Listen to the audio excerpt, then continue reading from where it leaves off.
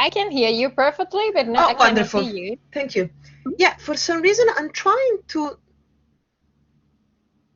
share the camera, share my camera, but it's not allowing me, which is utterly bizarre. Sorry, let me just see. Sometimes if you come from another application, from Zoom or some Teams or something like that, that your camera is committed there and you cannot share it anymore. That's funny. But it doesn't matter, we know that you are there. Okay, no, I think I've managed now. Yeah, you are good. It's so nice Excellent. to see you. Nice to see you. Yeah, indeed. Did you figure out how to share your screen? And because probably have you ever used Blackboard? No, not before, but I think I can do it. Do you want to say something before, or shall I just try and share the screen right away? Yeah, share the screen when people is connecting, so we don't lose more time on the thing, and then they will introduce you, and we can just keep going. Perfect. Okay. Just to tell to everybody that the session is going to be recorded, as you know, for the previous sessions before.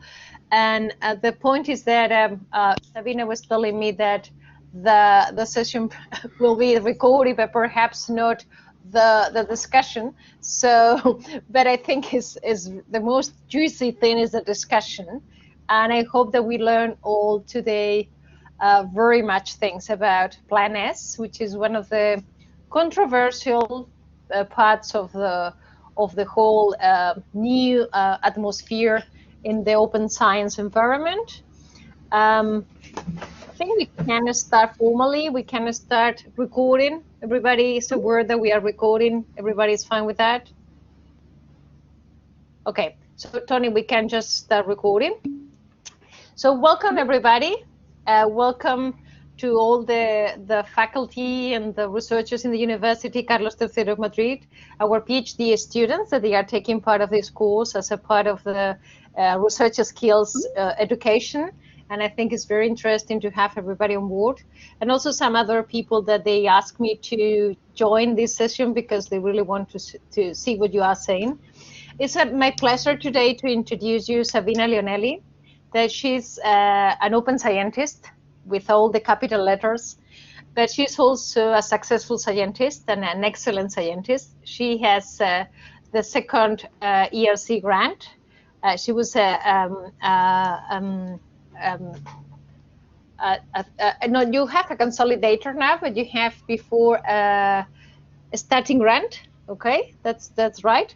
And she works in the University of Exeter, and on top of being an excellent scientist in history of sciences and biosciences and research data, she also has been active participating in the Global Young Academy, which is also a very good thing to know because our doctoral candidates and early career researchers can learn also from the Global Young Academy. And she's currently on top of starting grant ERC newcomer consolidator. She is also open science ambassador for PlanS ambassador.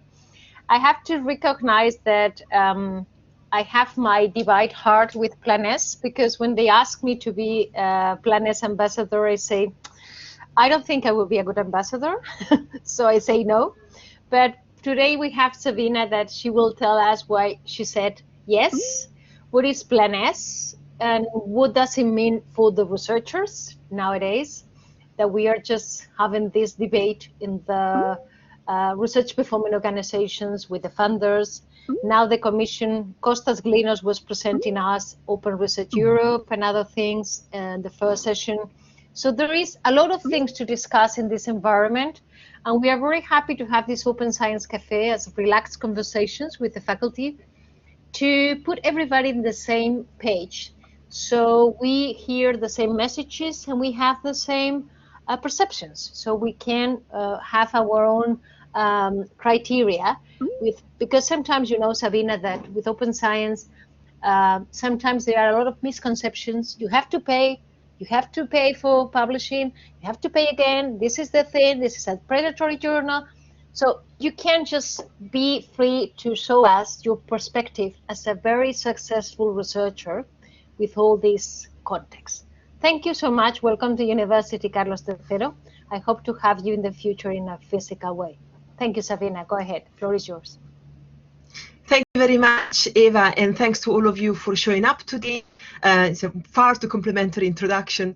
But yes, so what I'm going to be doing is talking a little bit about PlanS and open access, and I really do hope that we have a very lively discussion afterwards. I have no doubt, in fact, usually that's what happens when one talks about this topic. So I hope you can now see my full presentation, and I'm not going to be able to see you for a little while until I present. So if there's anything, just please pipe up and stop me by asking a question vocally so I can actually hear you.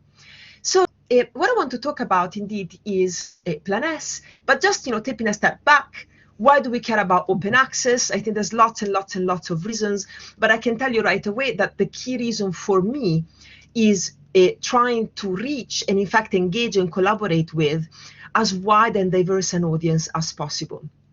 And this includes scholars that reside in environments that are low-resourced, universities or institutions of different types where they don't really have access to expensive publishing houses and lots of funding for libraries. And so you want to really be able to have a dialogue with all these wonderful researchers without having to worry about who has the money to pay for these kinds of resources. Of course, independent scholars, people who are doing research but are not based. Excuse me, but we are not seeing the full screen. Perhaps you can put the full screen and share exactly that part that is full. The point is that it's very strange.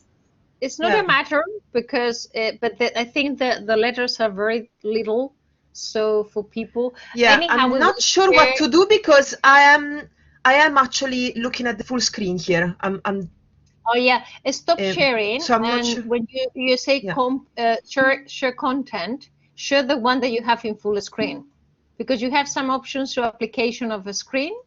Choose the screen that is full. Sometimes it's a bit tricky. Okay, so I'm just gonna share the entire screen, and that's probably the easiest thing. Okay, is that better? Perfect. Okay, thank you, Eva. All right, so we want to also reach a variety of different disciplines, and as you know, publishers very often provide different types of packages for access to publications, and these will be differently targeted to different disciplines. And in fact, these kinds of divides between disciplines are really problematic, and I guess research on COVID has showed that very clearly, that we want to be able to access publications no matter which discipline they come from. And of course, the main issue is to reach readers beyond academia. So Springer Nature did a review of their publications in 2020, and they realized that 28% of the people who had read open access publications through the services were not based in an academic or a research institution. These were general users, teachers, lawyers, patients. And these are exactly the kind of readers that I think many of us are very interested in reaching as researchers. I certainly don't want my research to be kept for exclusive use only to other people within academia. So open access seems to be an important way to try and reach such different audiences. And so what is the problem? It seems to be pretty straightforward. And of course, it's not straightforward. And I'm sure you've all encountered this issue already. On the one hand, there are people who say, oh, well, all we need to do for open access is make our publications available through preprint services or through our websites. But in fact, publishers actually do a lot of important work for academics. They do a lot of heavy lifting. They have efficient editorial managers that allow you to do peer review in an effective way. They have very good distribution channels. They're experts in indexing and making sure that different people can see your work no matter the platform that they're using. They help with copy editing very often. They do advertising and so on and so forth. And most of the authors, certainly I, don't have the capacity or the skills to do all of the publishing work myself. So there is still a very strong dependence and need, arguably, from academics to use publishing services. But then the question becomes, how do we pay for this work in a world where open access is the default mode, that everybody can just read academic work for free? And this is really the key issue that we're trying to confront in the discussions around PlanS. So in general, I would say there are at least 4 solutions that have been put forward to this problem of how do we support open access. One is to just avoid journals altogether, as I said, and use preprint services.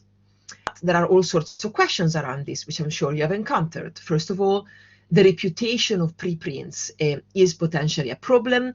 These are almost by definition services where you don't necessarily have peer review happening. So how do you guarantee that the publications on preprint services are reliable? Also, there are often strong links between journals and scholarly societies, and there are many journals which have many years of reputation built and expertise built into them. So how do we make sure that we support these academic institutions? Of course, there are questions around the use of impact factor and citation counts in assessment of academic work. As long as that's the case, then using preprint is going to be really problematic, especially for many of you who are early career researchers. And of course, there are questions around indexing and the searchability of many preprint services, which is not so obvious. These are services that publishing companies typically provide. So, another solution, which many people refer to as the green open access model, is to continue to use commercial journals with a subscription model, but use those that admit the use of preprint services. So they allow you to put the accepted version of your paper online on a preprint. Now, this is a solution that many people are quite happy with at the moment, but first of all, there are embargoes still that many publishers put on when you can actually put your accepted version of your manuscript online. Some publishers ask you to wait 12 or even 24 months from the acceptance of the paper. Also, even in cases where you actually can put your paper online immediately upon acceptance, there's still the case that a published version of the paper, which is the one that looks nice, which is the one that's more easily accessible and readable, is closed. And that means that, you know, the accepted version of your paper that you published through a preprint service still undergoes many of the problems that we found already in solution 1. So solution 3, what you can do is you can try and go to an open access journal and choose open access journals that do not charge you for publishing there, do not charge the so-called author publishing charges, APCs. But of course, there's very few such journals. Most open access journals these days are actually asking sometimes for quite expensive publishing fees. And often the open science journals are not very visible, not very well indexed, and they have very fragile long-term prospects often, because the few open access journals that are out there and are functioning depend for their funding on specific institutions. And very, very often they're also very labor intensive, so they depend on volunteering work by many academics who are involved in running them just because they love the idea of being able to offer that kind of service. But that, again, makes them vulnerable. So fourth solution is to use what some people call the gold open access model, which is publish open access with commercial publishers by paying APCs, paying author publishing charges. But of course, again, this is a hugely problematic solution for many researchers. Very often these publishing charges are really expensive, and that means that they end up excluding early career researchers very often. They exclude people who may be in institutions where they don't get the support to pay for these charges. They also exclude people who are in disciplines where we don't typically get external funding, and therefore we don't actually have the resources to pay for this funding. So PlanS was a plan that was put together by a few funders, particularly European funded funders, though now more and more funders from the rest of the world are joining in. And this was part of a wider open science movement that was trying to accelerate the transition to providing research results in open access and trying to make full and immediate open access a reality. And PlanS came from the recognition that to do that, one needed to mobilize a coalition of funders, but also institutions, researchers, and publishers, and had to work together to try and make things happen. At the same time, it was recognized that commercial publishers were really dragging their heels on this matter because their business margins were far too large to really push them in the direction of reforming their system. There was no incentive for that. And so funders decided to get together and try and provide those incentives in a more substantive way. And this is really where Coalition S was founded. This is the group of funders that have been involved from the beginning in trying to push for open access policies. And you see here some of the key funders, as you see, most of them based in Europe.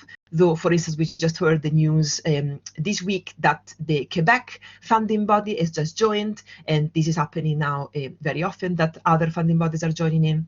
And also we have charitable and international funders. These now include also the Templeton Foundation and some European funders. Now, how does Coalition S work? There is an OA champion, Jan Rohrig now, who is working closely with the Coalition S members, which are each represented in the steering group of Coalition S, and these work within an office which is based at the Wellcome Trust in London at the moment. And all of these relate to a group of ambassadors like me, which are represented here.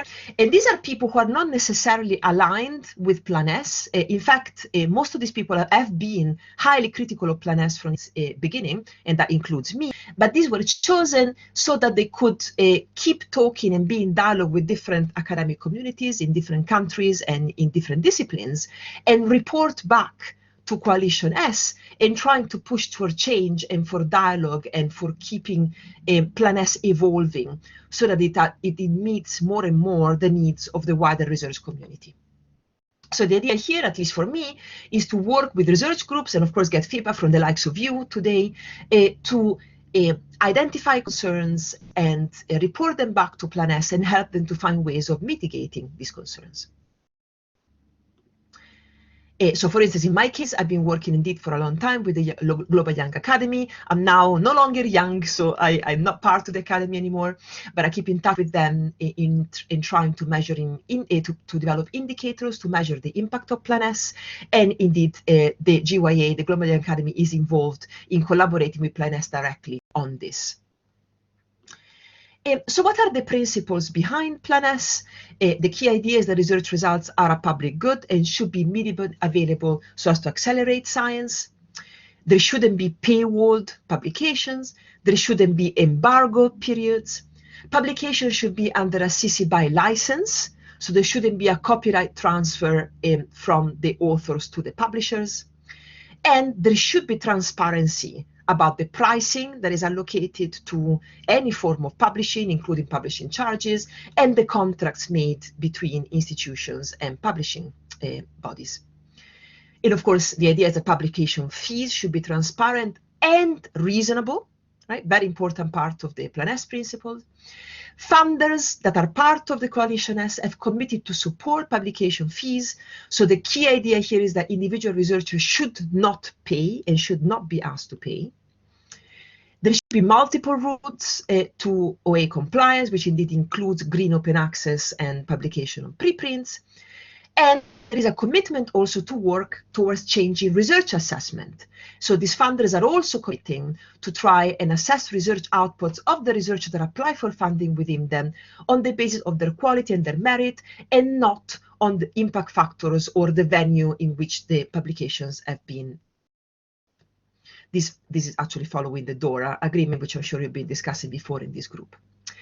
One important thing to note is that as soon as PlanS came out, there was a big backlash because the terms under which PlanS was presented were actually highly problematic. And indeed, also with the GYA, we produced critique of PlanS that we sent back to the Coalition S. And there was indeed a very wide consultation happening in 2019. 600 responses were received by PlanS from a very wide variety of organizations from around the world, many of them representing researchers. And this meant that there's been already quite a lot of changes made to PlanS from its inception in 2018 to try and respond to these worries. And particularly, there was a lot of concern around how PlanS was going to impact the careers of early career researchers that were perhaps less likely to get funding from these funding bodies and would have difficulties then publishing their work in this environment. So just to give you an example of some of the changes that were made as a result of that consultation, the timeline of PlanS was extended by 1 year, so it's coming into effect actually this year, not last year. There were transformative arrangements set up, and I will come to this in a moment to explain what these are. And there was greater clarity given on compliance routes. So a coalition has made it very clear that they support the diversity of business models and that they're not just about gold open access, which is what they were, I think, rightly accused of doing, but in fact, they supported green open access. And now, as we shall see in a second, we're going towards trying to support more and more diamond open access.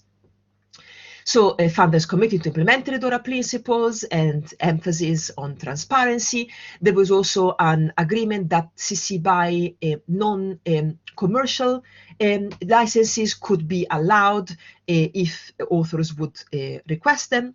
And also the requirements for journals, platforms, and repositories to comply with PlanS were revised and hugely simplified. I think one of the great innovations that came out of the consultation and subsequent work of PlanS that was announced at the end of last year was the rights retention policy of PlanS.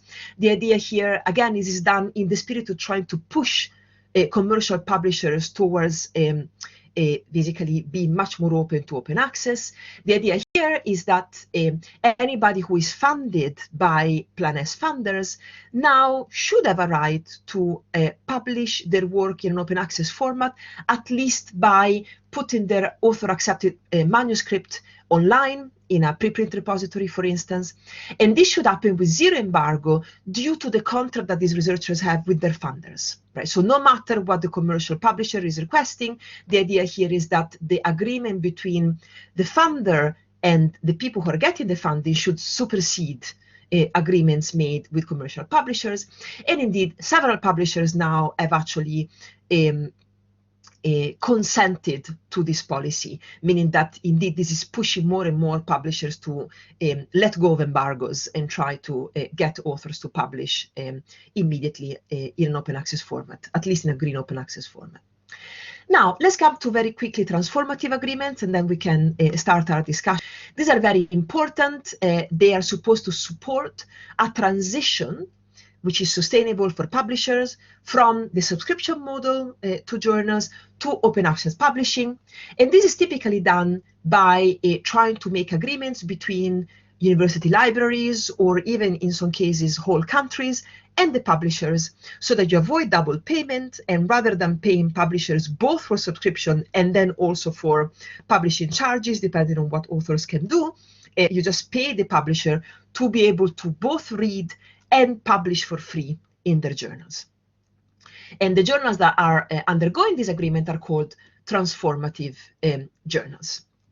And the idea here is indeed trying to help a transition to open access, and particularly help journals that at the moment have little capacity to flip to open access, perhaps because most of their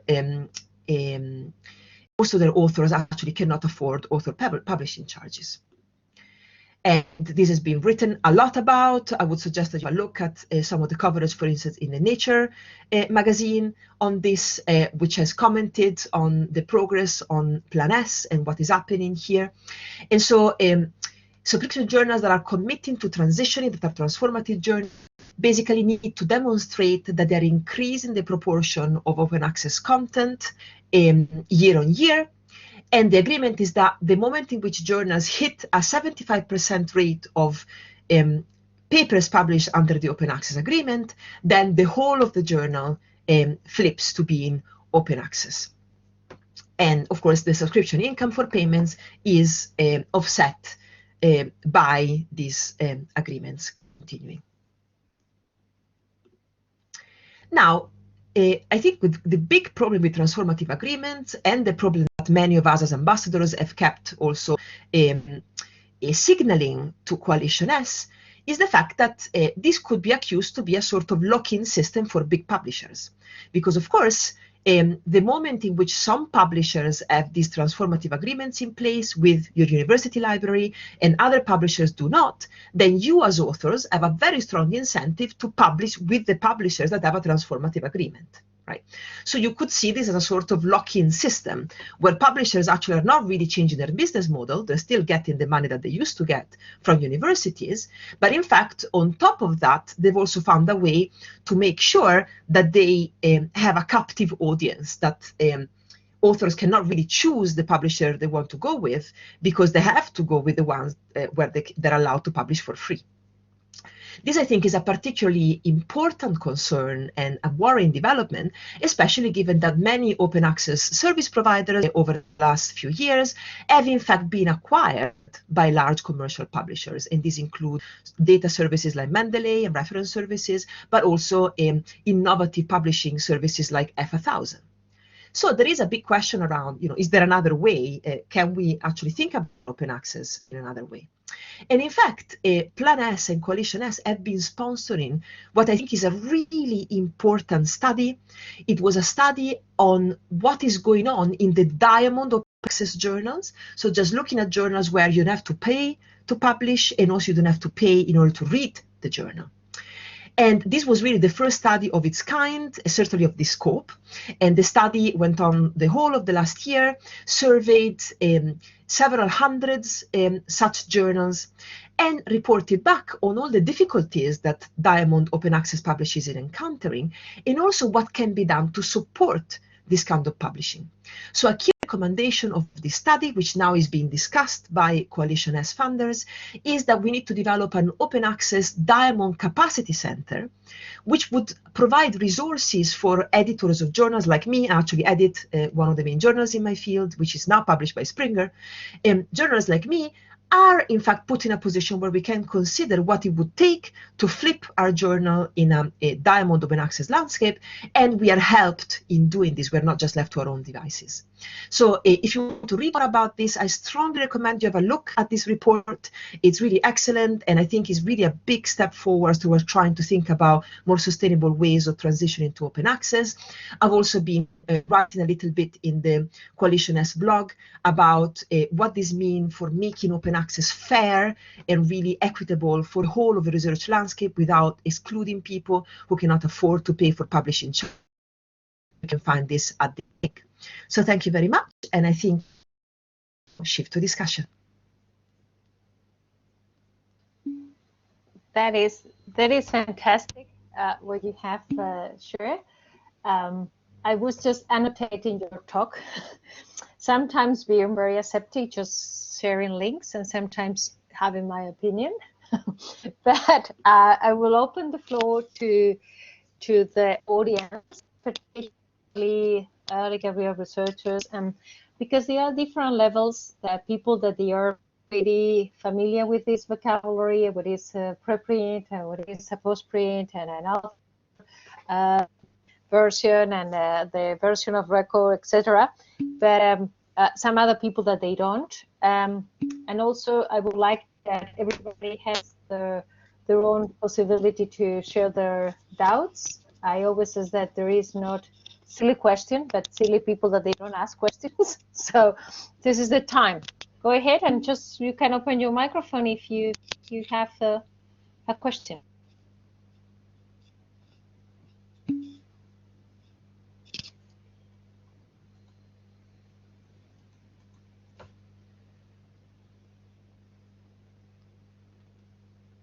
Do you want me to pick up on some of the things that came up in the chat?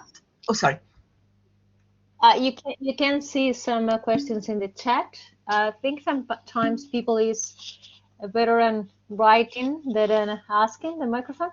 Some people from, I think it's a doctoral students, comes from Latin America, that they say career researchers is like Latin American researchers because they haven't funds to publish papers. That's sure. What is your suggestion about this problem for Latin America and this transition? This is a very intelligent question, I think. Of course. So, as I said, I hope it was clear enough from my talk. The fact that I'm a PlanS ambassador really doesn't mean that I'm advertising PlanS, right? I don't think it's a particularly great idea. It wasn't certainly when it was launched. And I think both me and Eva have been very critical of many different aspects of PlanS. Where I think is really important, however, to acknowledge the work that PlanS has actually done is the fact that at least in Europe and in the United States, which is still, where a lot of important scientific research is happening and where there's a lot of power, in fact, in scientific research, this situation really wasn't moving, right? So we're in a situation where almost hostage to large publishers. And so there was something needed to try and break that situation, because there wasn't really like a particularly good alternative, except for gold open access, which I think we all agree is a big problem, because we don't want to have researchers that need to pay to publish. That's just completely ridiculous and completely antithetical to doing research and to being scientists. So I think the good thing about PlanS is that this is a group of people who actually is trying to do something, right? And they are very receptive, as I tried to show, to feedback. So I agree that PlanS in the original formulation was very problematic, because it was basically just sanctioning the use of author publishing charges to a large extent. But I think now that discussion is really moving along. And as I said, we're really trying to support a discussion where you don't have that issue. And in fact, the idea that researchers should never have to pay to publish was very much in the initial principles of PlanS. Right? So the big problem is how to apply this. And this really is a problem. I mean, there's not an easy solution for this. One of the things that has come, of course, from Latin America, which we keep pointing Coalition S to, is the fact that Latin America is by far, I think, globally, the best system for open access. I mean, this is a situation where through initiatives like Cielo, I mean, there's been very strong support for open access journals. There's been a great support for thinking about those journals as actually the high quality journals also. So many of the ambassadors, including me, keep pointing Coalition S towards Latin America to actually learn those lessons. The big problem, however, and I think is really important to remember this, is that one cannot, one could just apply the Latin American model to the Anglo-European environment. And it really is not possible. I mean, not in the way in which that whole environment is supported now, not in the way in which we are assessing researchers in Europe and in North America, not in the way in which we depend on commercial publishers here. So I think the key issue is trying to learn from the Latin American experience and try and move what is going on in Europe and in North America more in that direction. Right? But that has many obstacles. So that's really basically what PlanS is trying to do. So I think what could be happening from your perspective is to try as much as possible to really, contact your funders, contact your university, lobby for the fact that, PlanS is important, but they need to take account of all the problems. One shouldn't just adopt transformative agreements as if they were the perfect solution, because they really aren't. Actually, they still leave open this question around the dependence from commercial publishers, and try and apply pressure on institutions and funding bodies so that they recognize this as a big, big problem. I think it's a big issue about is open science, like the Sustainable Development Goal 10, not leave anybody out. But the point is that it leaves the doctoral students that don't have funding, leaves a lot of countries. I will go to another question that I think is crucial about the rankings, but just to don't change the topic. What do you think, Sabina, about the UNESCO recommendations that they were approved a couple of weeks ago? And I'm just really happy with the results, because it has been a very collaborative effort. It gathers all what we have been working, you and I, in the OSPP, in the Open Science Policy Platform, but also I think it goes further on the message of equity and integration. So do you think that it will be the UNESCO recommendations to make open science global and not just a business of Europe-funded high-level researchers and American researchers?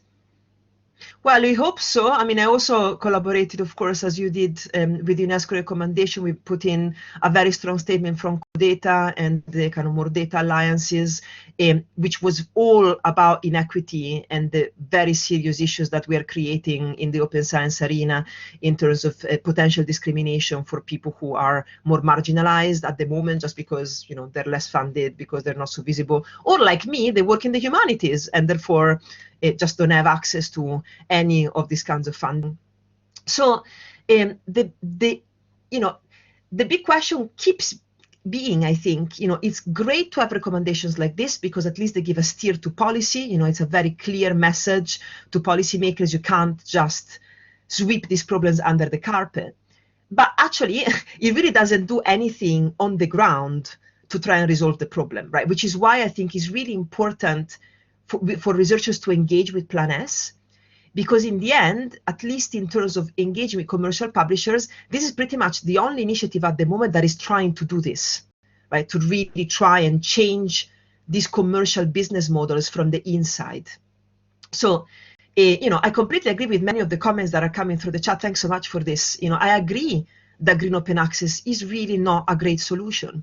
And I also agree that we need to have support with our publications. That's why I was saying at the very beginning, I don't think we can just say, oh, publishing is not a big problem. We just put our stuff on the internet. I mean, it's much more complex than that when it comes to curating scientific publications. And I can tell you, as an editor of a journal, the whole peer review system at the moment in science anyhow is really squeezed. I mean, and we've seen it even worse during COVID, where people like me who are editors or referees, all of these people are working for free in a system that still doesn't recognize this kind of work, right? So it's already incredibly hard to keep the publication enterprise and peer review and quality checks going in a situation where this work is not recognized.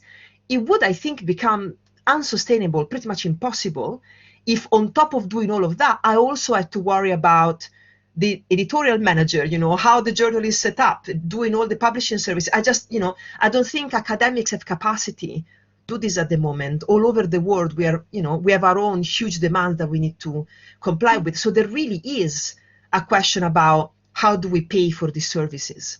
So my hope is that, for instance, if we go towards a more diamond open access model, just to give you an example, given that a few comments have asked for an example, what I really wish I could do with my own journal is to say, and of course there's lots of complication, but just to say, rather than now having a journal which is published by a big commercial publisher, we're going to shift to a model where we're going to have a journal which is just published by an open access initiative. It's going to have the same quality editorial board, so the quality will not be compromised. It's still going to be that same journal, which has a certain reputation in the field. It has a long and interesting history, so we don't want to abandon that. But it's going to be, the distribution services, the publishing services will not be curated by a commercial publisher anymore, will be curated by, services that we provide as an academic community and are supported by funding that comes from libraries, comes from research institutions, and from researchers that benefit from this.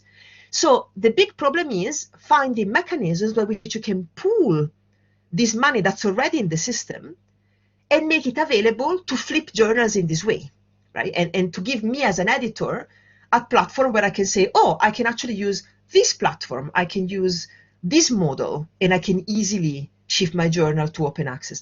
Right now, we don't have that really. I mean, there are many initiatives that are trying to go in that direction, but flipping journals is still a very laborious thing to do. And so that is one of the things that is creating the problems. I mean, ideally, as an author, I would love to be able to go to a journal, submit my work, just choose the journal purely on the basis of the relevance to my research, how well it represents the field that I'm trying to engage in, the kind of audiences that it gives me access to, the kind of feedback that I'm going to get by publishing on that journal, and send my paper to the journal, have it go through a good peer review process where I get constructive feedback and I can improve my work, and ultimately have it published without having to pay, but making this work available to everybody. I mean, I think that's the absolute ideal that we're all striving towards here. And that's basically what we mean when we're saying diamond publishing. I mean, this is really what that model is pointing to. The issue now is, lots of, one initiative, for instance, that I think is interesting and you may want to look into just as an interesting potential model, we'll see whether it works or not, is this initiative that was now launched by the European Commission, where people who are now getting funding by the European Commission in whichever way can submit their papers to this ORI central repository, which also provides peer review, right? So this is basically a substitute to journals, where you can go there and make your work available and have it peer reviewed, but without getting entangled into commercial publishing. Of course, there are problems there too, because you can only access that now if you are funded by the EU already. And it doesn't resolve the problem about what do you do with the wonderful journals we have in our fields that many of us want to support, right? I mean, this is just jumping ship, basically. It's not really supporting the publishing ecosystem as we have it at the moment. We have a very interesting questions. One is from Antonio, and I just asked them to just get the floor and ask you properly. And also it's from Ima Lakeshores, that you probably know her, that she joined us. And we have a lot of people invited in this talk that we open it up to some people in the discussion. We have also Julia, which is the current president of Eurodoc, that is the European Doctoral Students Association. And also we have Ima, that she's an expert in open data. So just be free to just tune in and enrich this discussion, because it's what this Open Science Cafe is about. But I would like to give the floor to Antonio, because he has a crucial question, in my opinion.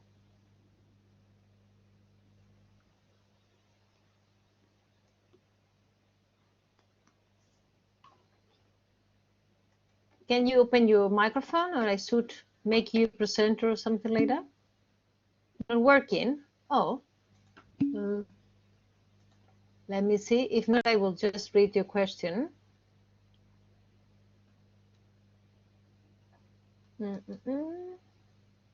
It's supposed that you, if I convert you in presenter?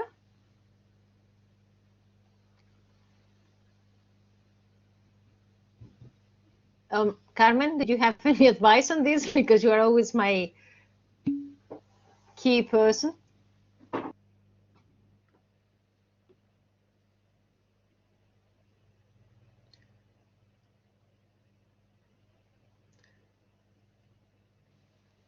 Eva, I cannot hear Antonio. Do you want me to answer his question, though? You have seen the question, yeah? It's about the rankings. Yeah, I've seen the question. And I think it's crucial. Okay, go ahead, please. So Antonio, thanks a lot. I'm sorry that we cannot speak directly, but I see that you've asked, how do you merge this idea with the rankings used by universities and national bodies, who are the ones deciding on the career of researchers? Yeah, thank you. That's $1 million question, and that's one of the reasons why, I'm arguing you can't just totally change the publishing system without thinking about the implications. Can you hear me? Right. Yes, I can. Okay, wonderful. It looks like it doesn't work with iPad. Sorry for that. Basically, well, thank you for the talk. It has been very interesting. Basically, the problem that we are facing is, for example, in my case in Spain, everything that we do is measured based on the journal citation reports from Thomson. If it is not there, doesn't exist, period. So we don't have any kind of incentive to go into this direction. Even if we work in the European projects, okay, trying to publish in this thing that the European Commission has made for us doesn't make sense. Because our government only looks at what is ranked in the Thomson's GCR, period. Yeah, I'm very aware of this, Antonio. Thank you. I mean, and I think, and especially Spain is not alone in this. I mean, that's the same in many, many different countries in the world. But that's precisely the issue, right? I mean, and that's precisely the thing that's difficult to change. And I think that's one of the situations that PlanS is trying to help, right? So the fact that PlanS is so visible, even if it has quite a brutal and not ideal way of trying to confront the open access problem now, at least what these funders are now doing are really pushing universities to take this problem seriously. I can tell you, even in my university now, there are more discussions around what to do about DORA, how do we think about research assessment? What kind of partly because they're being pushed by the funders who are saying we are now trying to move away from these models in which we rely on impact factors and all sorts of different citation counts, Thomson reports, and whatever, right? Now, the problem here is that the universities, in fact, in my opinion, have become one of the biggest stumbling blocks. because it's hard for university to change their assessment procedures. But actually, that's really what's absolutely required. If that doesn't happen, I don't think anything else can move, because we're all stuck with these kinds of assessment. I mean, even if I, as a senior researcher, I probably can publish whatever I want. If I want to, it doesn't really matter to me much at this point where I publish for my own career. But I work, with my PhD students, I work with postdocs, and of course, for all of those people, it's really important that they publish in places which are recognized. Right now, there are universities where there are changes in that respect. I mean, we've seen that across different universities. UCL, University College London is trying to shift their assessment procedures. University of Ghent is trying to do that too. At my university, we're certainly shifting towards a more qualitative assessment. So we're not relying anymore, hopefully, on impact factors, but really trying to read people's publications, especially for promotions, and judge their work on the basis of the quality rather than on the basis of some sort of counts or numerical assessment.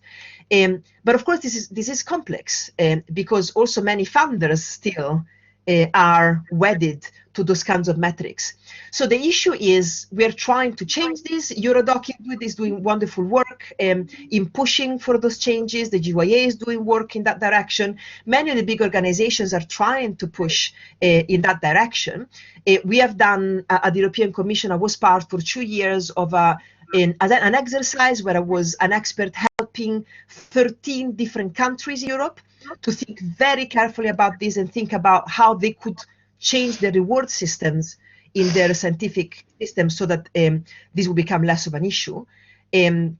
But this takes long. In a sense, it's actually easier in countries like the UK, where assessment is to some extent dependent on individual universities, right? So there are some systems in Northern Europe where universities are quite free to an extent of setting their own standards for how they assess their researchers.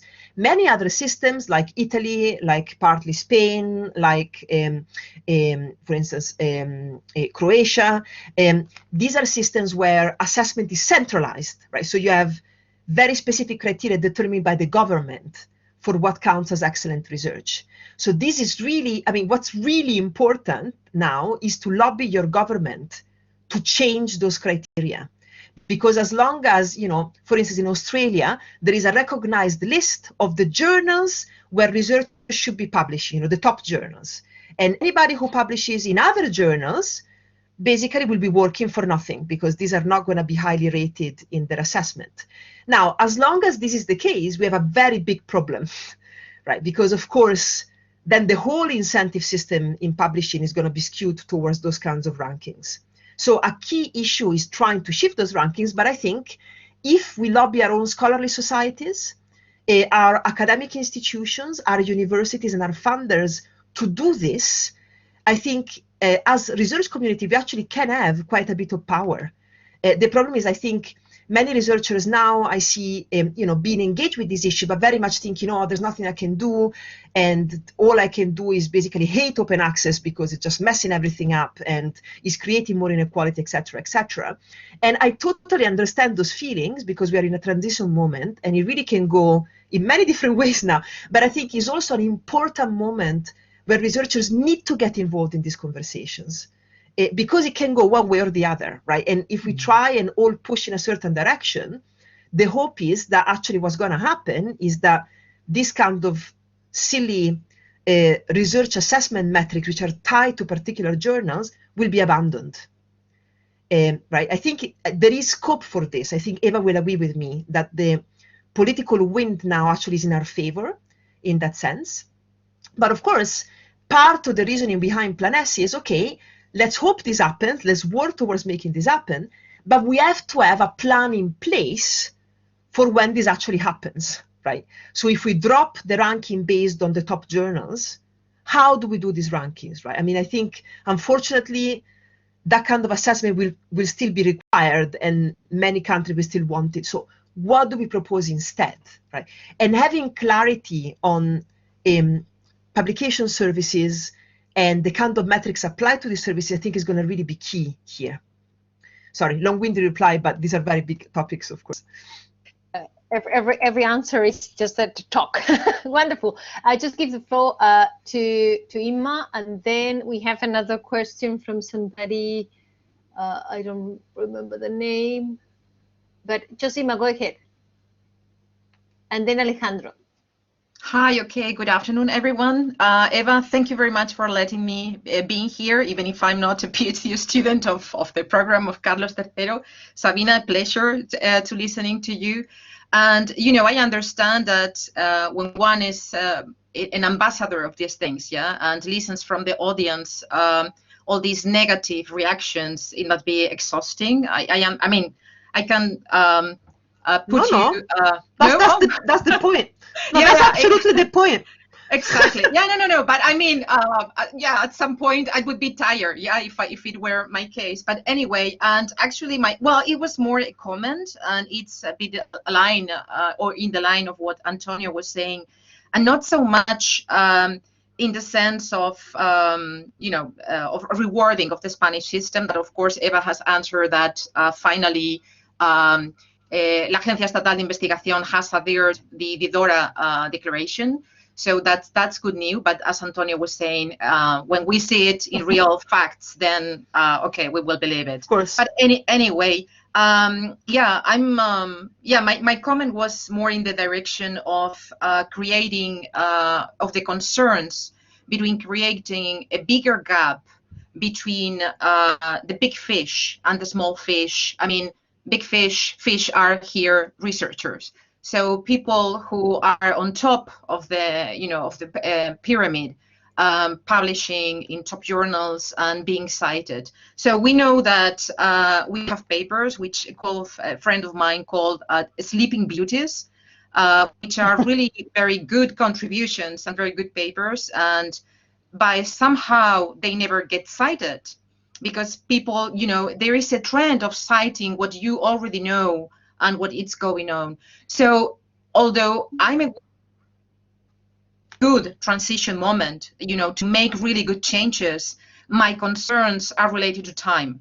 So if this lasts a lot, the gap, it's going to be a greater gap between those people who are in the queue, those researchers who are in the queue and in developing countries, compared to what I think Eva was trying to mention, that, UNESCO, okay, is going to be something fostered, but, Europe and America. So I think if we take a lot of time making all these changes, and tackling all these things that you were saying related to also rewarding systems and, funding issues, is going to be, there is going to be a big injustice.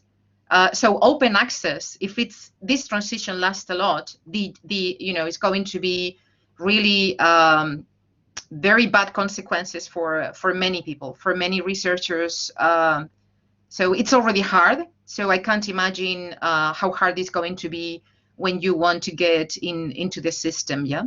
So yeah, it was more a comment and the kind of reflection that it's been on in my head for a long time. In fact, I'm planning to write a book maybe when I get retired about what is going to happen if, for example, open data is going to be rewarded. I think it's going to be a lot of injustice in that sense. So yeah, it was a comment for all the audience. And yeah, any comment or reactions are welcome. Thank you, Sabina and Eva. Great, thank you. And I think, the only thing I can say to this is I completely agree. But then the big problem continues to be, so what do we do, right? Because it's not that we are starting from a system which is just, right? I think that needs to be so clear, that the system as it was 10 years ago was already replete with exclusions and injustice, right? And so I think, the reason why I want to be very much involved in what's going on at the moment is because I think, okay, at the very least, we are now talking about it. I don't think that's a small thing. I think we had decades of publishing industry becoming more and more powerful, becoming more and more exclusionary, and certain types of, English language type publications becoming more and more prominent, indeed, to the expense of everybody else. And nobody was talking about it. Everybody was just taking this for granted. Of course, the top paper will come from the States. Of course, the top papers will be published by Nature, And I think it's great that we now have an opportunity to question this. So I think the issue is, there are injustices all over the world. I mean, I think post-COVID, we can say that these are getting worse, not just within academia, but really in general. The digital divide is getting bigger. So the question now becomes, what do we do about it as researchers? I mean, how much do we want to try and take ownership of the publishing agreements that we have to subscribe to when we publish our work? And I think that's very important. I mean, so for me, for instance, things like the copyright. Now, I mean, most publishers, including Springer, have said that they're going to give back the copyrights to the authors. That, for me, in this whole landscape of mess, is a huge victory, huge. I've spent the last 2 decades giving the copyright for all of my work away to random commercial publishers for no money, just because it was the only way for me to publish, right? So I'm delighted that now I don't have to do this anymore. So I think we have to try and keep very aware of the wins that we actually are getting, and keep working on all these big issues around the injustice that you very, very rightly pointed to. I was trying to be controversial when you are talking, because I think with this right retention strategy is like, oh, we win. No, excuse me. The rights of the research, the moral rights, is the IP of the researcher. And we have been sharing this and giving this for free for years to the publishers. So I think the discussion has been, we have 1 more minute, millions of nice discussion and opinions. I am just copying and pasting all these things because I want to put on the table the transformative agreements, which is something that I don't know if, Sabina, there is a long time that I don't talk to you, but Spain has signed recently a transformative agreement for all the universities that is like the right retention strategy. Whoa, this is open science for all of Spain. No, excuse me. We are just feeding the business of the research publishers. We are just changing when we put the money, not how much. And unfortunately, Spain have signed a 3% of rise of the price, and they just try to convince us that they are giving us the opportunity to publish open access, immediate open access. No, they are just, we give the paper, probably is English proofread. You have shared this with all your colleagues. Other colleagues that they are not paid by the publisher, they just review the paper, and then they only just put some flowers and they put it in columns and they say Elsevier in a corner, and that costs 2,000 euros. Excuse me, I don't bear with this, because the research should be in the hands of the researcher. And somebody was telling in the chat that if we can just give examples more than Open Research Europe. Open Research Europe is another attempt, like the Wellcome Trust, like the other business models that giving back the research to the scholars. Now in Switzerland, in Germany, they are just making this, in the Netherlands, they are making these platforms of publication with the researchers are the owners of the platform, of the whole system. Before the internet, we need the impact factor, we pay for the number, and we believe on the number. But nowadays, with artificial intelligence, with blockchain mechanisms of giving trust, I don't believe that we need the olden times production. I think the research is better, and the research evaluation should be accordingly to the thing that we can do better. And just for the people that they were in the chat saying, in Spain it's only impact factor, is true.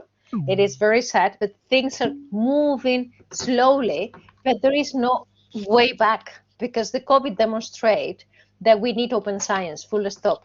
And we need also even think about what is the mechanisms of valorization and intellectual property rights. We have to think about what are the mechanisms and the technologies that they will allow us to share better knowledge earlier. So the point is that these early career researchers are the ones that they want to change the world, because it's what you said, for people that they are in the consolidator on R3 or R4 area, they don't care about, but I think it's just about giving the researchers back. I think we need another couple of liters of coffee and another couple of weeks to discuss about all of this, but I think it's wonderful. I don't know if you have some few last words so somebody can just have a final comment. I don't want to just spoil the people's afternoon, and I don't want to spoil your afternoon that you are so generous always. Thank you so much. Oh, no, it's no problem at all. It was a pleasure to talk with you, and I'm sorry that I couldn't pick up on all the comments. And I think for me, the key issue is just, please try and really consider this and get involved in pushing for these kinds of changes. It just maybe one final comment on what Eva was saying. As much as I agree that we really need to try and shift the system considerably, I also think that many journals are also the intellectual property of the academic community. So, I'm part of the historian of science. I mean, I really do see that many journals have a fascinating and wonderful history. A lot of people have put enormous amount of volunteering work towards getting many of these journals to do the wonderful work that they do. And many of you have also said you work as referees, you work as editors. None of this work is rewarded now. We're risking a situation where also for me, I edit a journal and may not be able to publish in it. So like this kind of paradoxes. So I think it's not just a battle for publishing anywhere, but one could also consider this a battle to defend our journals and our right to keep the system going in some respects, and really the big question is, what is the relationship between the journals and the commercial publishers? So, as much as I'm very happy that there are now these alternative publishing platforms, I'm also a bit weary of just saying, oh, well, and now the solution is just to shift completely and abandon everything, all the work we've done in the last 50 years and just go to the new publishing platforms, because, I think there's reasonable queries around that too. So, but just to say that, it's a complex landscape and there's lots of different things that one cares about here. It's true, because it's about our life as researchers. There's nothing really more important than that. But hopefully, it's just great that you're having these discussions. Thanks a lot for having me, and best of luck in continuing this. I hope I get to meet some of you in the next few years. Sure. Thank you so much. Thank you, everybody. And we will see you next Thursday and the next Open Science Café. That is going to be about open data. We will have Joy Davison from Fair Project joining us and discussing about data.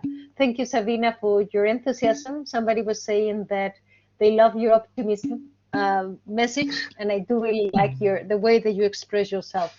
It's always a pleasure to listen to you. Bye-bye, everybody. Likewise. Thank you, Eva. Thank Bye. you. Thank you.